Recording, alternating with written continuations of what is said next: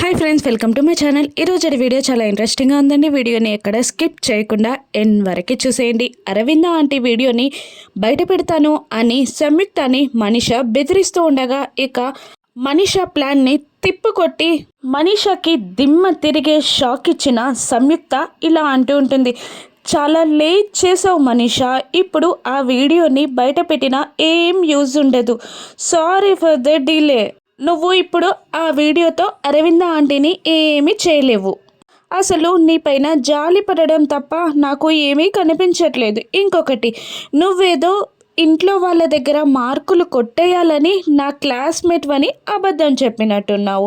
పాపం పోనీ అని నేను కూడా అదే కంటిన్యూ అయ్యాను. కానీ నువ్వు ప్రాబ్లం అనుకుంటున్నావు కదా, అలా ఫీల్ అవ్వడం. అందుకనే అందరినీ పిలిచి నేను నిజం చెప్పేస్తాను అని సంయుక్త మనీషని బెదిరిస్తూ ఉండగా ఇక మనీష వద్దు వద్దు ప్లీజ్ ప్లీజ్ అని బ్రతిమిలాడుతూ ఉంటుంది. ఇక సంయుక్త కూడా సర్లే ఈ ఒక్కసారికి ఎక్స్క్యూజ్ చేస్తున్నాను అని అంటూ అక్కడ నుండి వెళ్ళిపోగా మనీష చాలా టెన్షన్గా అదేంటండి సంయుక్త అలా మాట్లాడుతుంది అని దేవయానిని అడుగుతూ ఉండగా ఇక దేవయాని తను చాలా పెద్ద బిజినెస్ మ్యాగ్నెట్ కూతురు. ఎన్నో బిజినెస్ని తన చేతులారా మెయింటైన్ చేసిన తెలివి తనకుంది. అటువంటిది చిన్న వీడియోతో తనని భయపెడతాననుకున్నావా?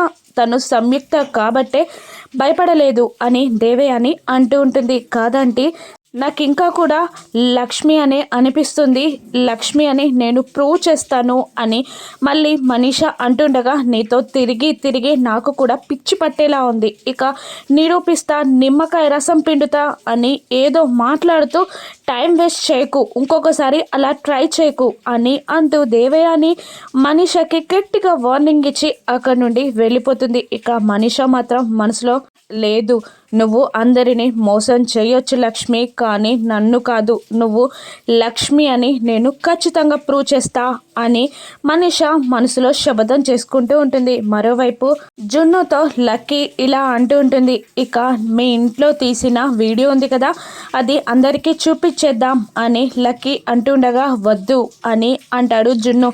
లేదు, తను మీ అమ్మే అని అందరికీ తెలియాలి, చూపించేద్దాం అని లక్కీ అంటూ ఉండగా వద్దు అర్జున్ బాబా, ఆంటీని డిస్టర్బ్ చేయొద్దని చెప్పారు. అమ్మ కూడా ఆ వీడియోని ఎవరికి చూపించొద్దని పదే పదే చెప్పింది, 100 సార్లు చెప్పింది, అయినా మాట వినవా అని జున్ను అడుగుతుండగా లేదు, ఇంట్లో వాళ్ళకే కదా చూపించేది, ఏం కాదు అని అంటూ డెస్క్లో నుండి మొబైల్ తీసి బెడ్ పైన పెట్టి మళ్ళీ డెస్క్ క్లోజ్ చేసి పద అందరినీ పిలుద్దాం అని అంటూ ఆ మొబైల్ని జున్నుని తీసుకొని హాల్లోకి వస్తుంది. డాడీ, నానమ్మ, తాతయ్య, బాబాయ్ అందరూ ఒకసారి రెండిలా అనగానే అందరూ అక్కడికి వస్తారు. ఇక ఏంటి, ఎందుకు పిలిచావు అని అడుగుతుండగా జున్ను వాళ్ళ ఇంట్లో తీసిన వీడియోని మీకు ఎన్నిసార్లు చూపిద్దామన్నా కూడా వీలు పడట్లేదు. ఈసారి కంపల్సరీగా చూపించాలని నేను ఫిక్స్ అయిపోయాను, అందుకే అందరినీ పిలిచాను అని లక్కీ అంటుండగా ఇప్పుడు అంత స్పెషల్ ఏంటో, ఆ వీడియోని ఎందుకు ఇప్పుడు చూపిస్తున్నట్టో అని జయదేవ్ నందన్ అడుగుతూ ఉండగా ఇక లక్కీ కొన్ని విషయాలు తేలాలంటే కొన్ని పనులు చేయాల్సి ఉంటుంది అని లక్కీ అంటుంటుంది. అబ్బో, పెద్దవాళ్ళు మాట్లాడినప్పుడు ఏదో గూఢార్థం ఉన్నట్టు నువ్వు కూడా అలాగే మాట్లాడుతున్నావే అని అరవింద లక్కీని అంటుండగా ఇక మిత్ర ఇప్పుడు లక్కీ తిరుగుతుంది ఎవరితో? జున్నుతో. జున్ను మాటలింత, కోతలు ఇన్ని. ఇక వాడి నుండి దానికి కూడా అటువంటి మాటలు అబ్బుతున్నట్టున్నాయి అని మిత్ర జున్నుని ఎగతాళి చేస్తూ ఉంటాడు. అబ్బా ఆపండి, అసలు ఫస్ట్ ఈ వీడియో చూడండి అని అంటూ ఇక లక్కీ మొబైల్ ఆన్ చేసి ఒక వీడియోని మిత్రకి చూపిస్తూ ఉంటుంది. ఇక ఈ ఆకులు చెట్లు అన్నీ నువ్వు తీసిన వీడియో నాకు ఆల్రెడీ చూపించేసావు కదా లక్కీ అని మిత్ర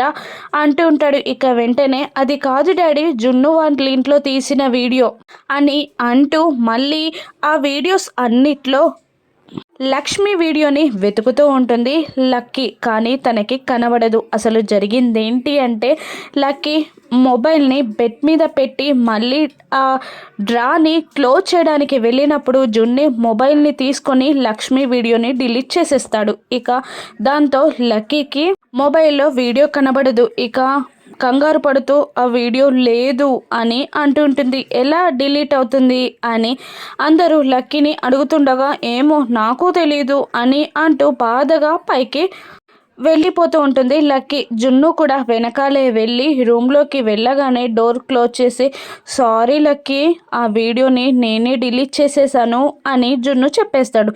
ఏంటి నువ్వు డిలీట్ చేసావా అని లక్కీ అడుగుతుండగా అవును నేనే డిలీట్ చేశాను. ఇక ఆ రోజు అమ్మ ఆ వీడియోని ఎవరికి చూపించొద్దని 100 సార్లు చెప్పింది, నువ్వు వినలేదు, అందుకే నేను డిలీట్ చేసేసాను అని జున్ను అంటుండగా నువ్వు నాకు సారీ చెప్పడం కాదు జున్ను, నేనే నీకు సారీ చెప్పాలి.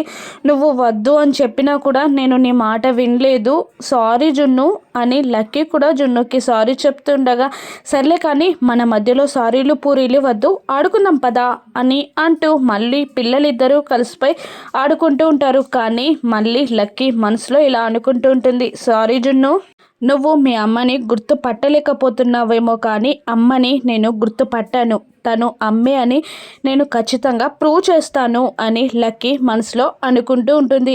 ఇక మరోవైపు లక్ష్మి టెర్రస్ దగ్గర ఆలోచిస్తుండగా జాను వివేక్ ఇద్దరు అక్కడికి వస్తారు. ఏంటక్క అలా ఉన్నావు అని జాను అడుగుతుండగా ఏంటి వదిన ఒంటరిగా ఇక్కడున్నారు, అందరూ అక్కడుంటే అని వివేక్ కూడా లక్ష్మిని అడుగుతుండగా ఇక లక్ష్మి బాధగా నేను ఇలా నాటకం ఆడడానికి అందరిని మోసం చేయడానికి నా దగ్గర కారణాలు ఉన్నాయి, కానీ పిల్లల దగ్గర నాటకం ఆడడానికి నా దగ్గర కారణాలు లేవు, పిల్లల్ని మోసం చేయాలి అనిపించట్లేదు నాకు, పిల్లలు ఎవరో తెలియనట్టు నాటకం ఆడడం నాకు చాలా కష్టంగా ఉంది, అందుకే పిల్లలతో నిజం చెప్పేద్దాం అనుకుంటున్నాను అని లక్ష్మి అనగానే జాను వద్దు, ఇంతసేపు ఇంత హూందాగా ధైర్యంగా నిలబడి ఇప్పుడు ఇలా బెండ్ అవుతున్నావేంటక్క అని అంటుండగా పిల్లలతో నాకున్న అనుభవం అటువంటిది జాను అని లక్ష్మి అంటూ ఉంటుంది, నేను ఎలాగైనా పిల్లలకి చెప్పేస్తాను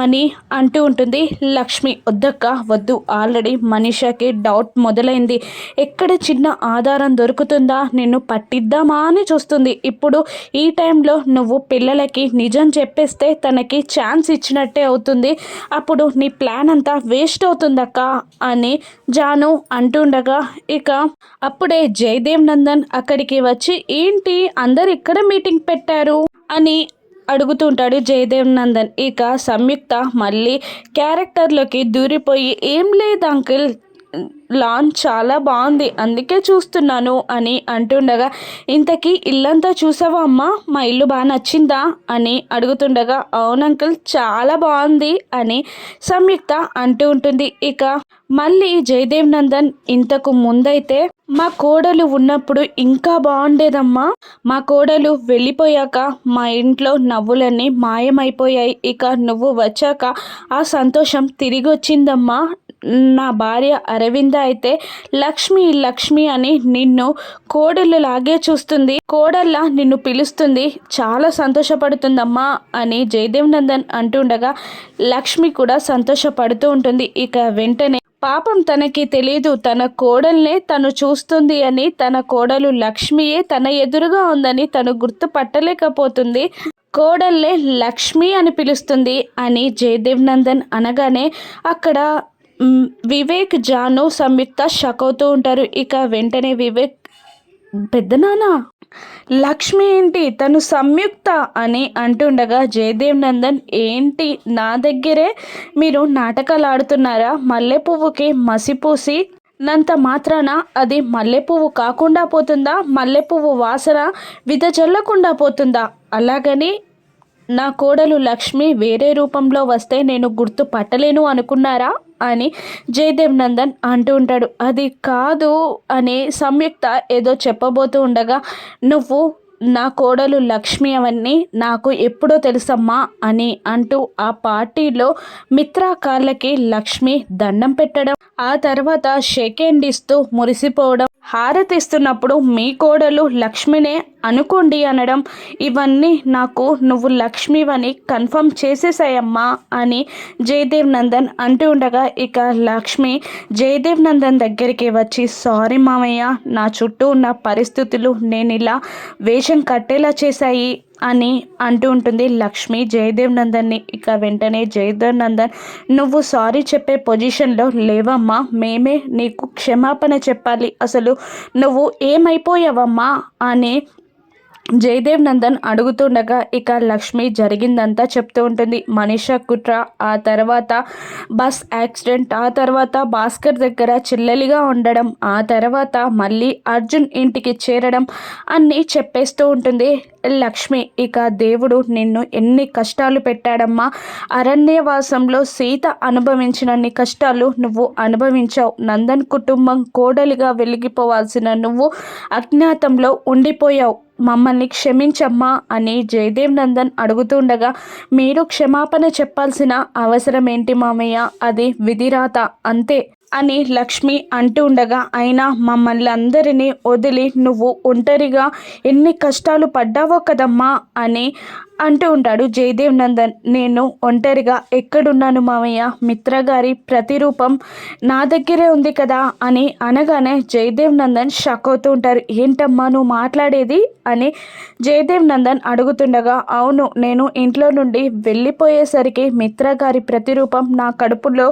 ఊపిరి పోసుకుంది, వాణ్ణి చూసుకుంటూనే నేను బ్రతికాను అని లక్ష్మి చెప్తూ ఉంటుంది. ఇక నా మనుమడ ఎక్కడున్నాడమ్మా, చెప్పు తల్లి చెప్పు అని జయదేవ్ నందన్ అడుగుతుండగా, మీ కళ్ళ ముందే తిరుగుతున్నాడు, జున్నుయే మిత్ర గారి కొడుకు అని లక్ష్మి చెప్పగానే, అవునా, నాకు తెలుసమ్మా, మొదటిసారిగా వాడితో పరిచయం ఏర్పడినప్పుడే వాడికి నాకు ఏదో సంబంధం ఉందని నేను గ్రహించాను, చిన్నప్పుడు మిత్ర ఎలా ఉండేవాడో ఇప్పుడు జున్ను కూడా అలాగే ఉన్నాడు, ఈ మాట మీ అత్తయ్య నాకు చాలాసార్లు చెప్పింది, ముందుగా ఈ విషయాన్ని మీ అత్తయ్యతో చెప్పి సంతోషాన్ని షేర్ చేసుకోవాలి అని జయదేవ్ నందన్ ఆరాటపడుతుండగా, వద్దు మామయ్య, కాస్తన్ని రోజులు ఆగండి, కాస్త నా లక్ష్యం నా సంకల్పం నెరవేరే వరకు ఆగండి అని అంటుండగా, అలాగేనమ్మా, కానీ నా మనవన్ని హద్దుకొని నొదుటిపై ముద్దు పెట్టొస్తాను అని అంటూ జయదేవ్ నందన్ అక్కడి నుండి వెళ్ళిపోతాడు. ఇక